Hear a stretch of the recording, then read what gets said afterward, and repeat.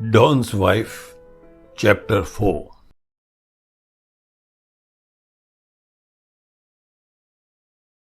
Dilip Pawar and Kareem Mohammed, both in their mid-20s and clad in casuals, reached Kamini's bungalow just before 9 in the morning.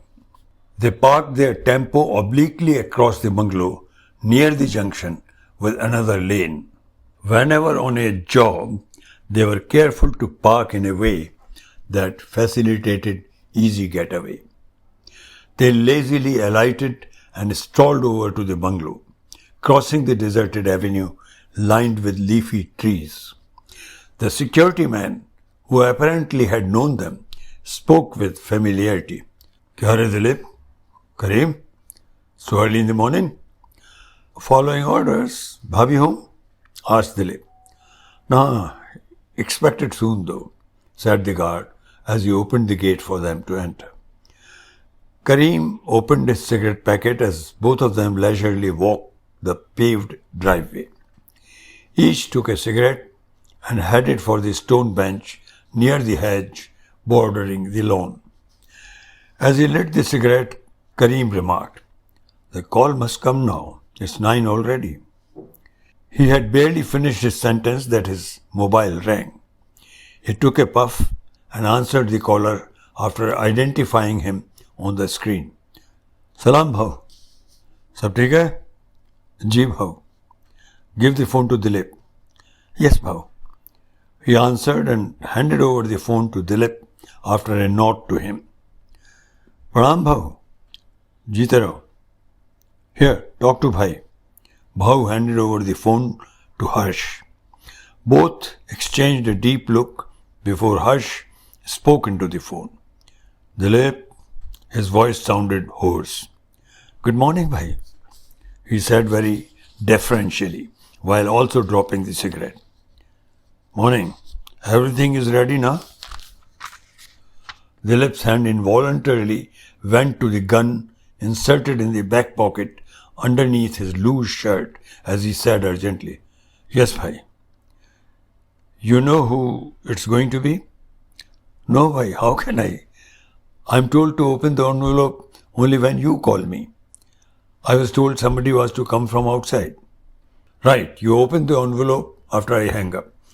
Do the job and get away immediately. Dispose of the gun and this cell somewhere and go underground. Both of you. Bhav will contact you when we are ready, okay?" "Ji, okay, bhai." "Bye." The line was cut off. His eyes had a peculiar gleam in them as he handed back the cell to Kareem.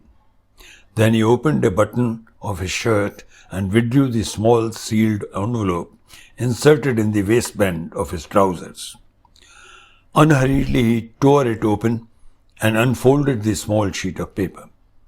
It had only one word on it. A name.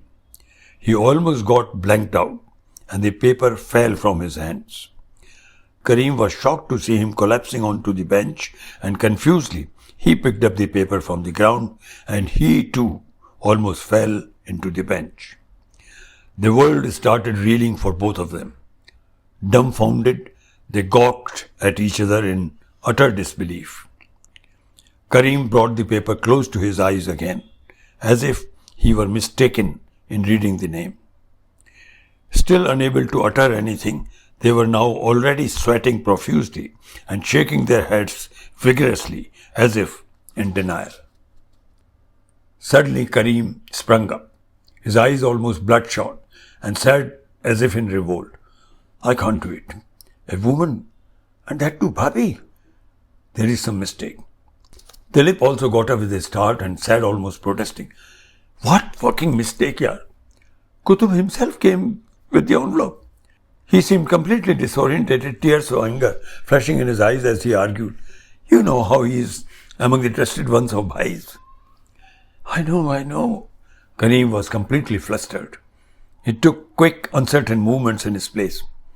Then he suddenly turned to Dilip, fear lurking in his eyes. "What do we do?" "I can't do it." "Bhabhi ka game?" "No, not at all." There was firmness in the lips' eyes.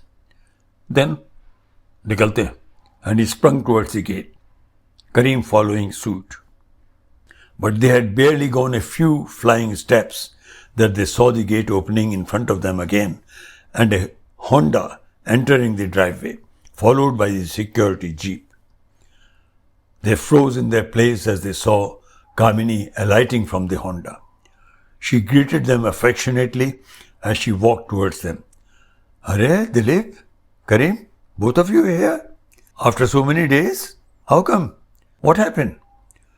Nothing, Bhabhi. We were just passing through. So we thought we'll pay our obeisance, replied Dilip nervously. Yes, we were just passing by. Just like that. Karim also chipped in with a defeated smile. You had some work? Hurt sent you, didn't he? Kamini seemed inquisitive. No, Bhabhi. Not at all. Both of them spoke almost together. Kamini looked into their eyes searchingly.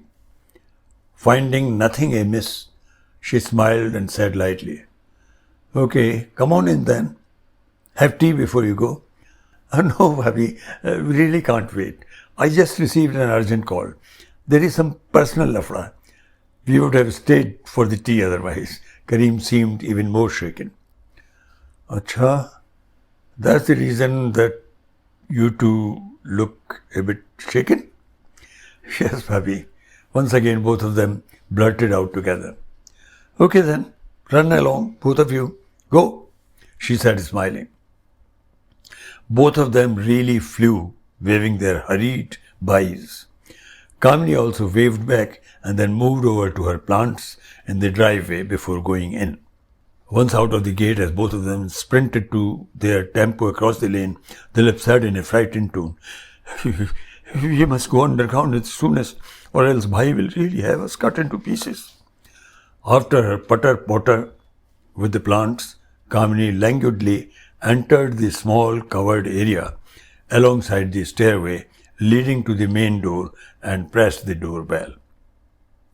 Meenu, who had just been told by Tai that her mother had come after having noticed her car, rushed to the door. She had to make a lot of amends after the altercation 2 nights ago. Out of the security habit drilled into her, she first peered into the magic eye of the door. Her mother stood there, smiling. She looked serene and calm as she raised her hand to smell the solitary flower she had just plucked from the flower bed. But then her face contorted as if in wonderment, and she lunged forward. Again there was a jerk which widened her eyes in shock, and she lunged forward even more violently this time. Then Meenu saw her mother going down, just as she noticed a small spurt of blood spill out of her mouth. She also saw then the 2 men who stood right behind her, both withdrawing their guns with long smoke-emitting silencer barrels, which had been pointed at her mother, and quickly scampering away. She had not seen them ever before, but what she had noticed even in that split-second exposure was that they were in uniform, security men's uniform. Completely shaken, she opened the door in one big sweep. And then there was a scream, a very loud and very long scream. Meenu's scream.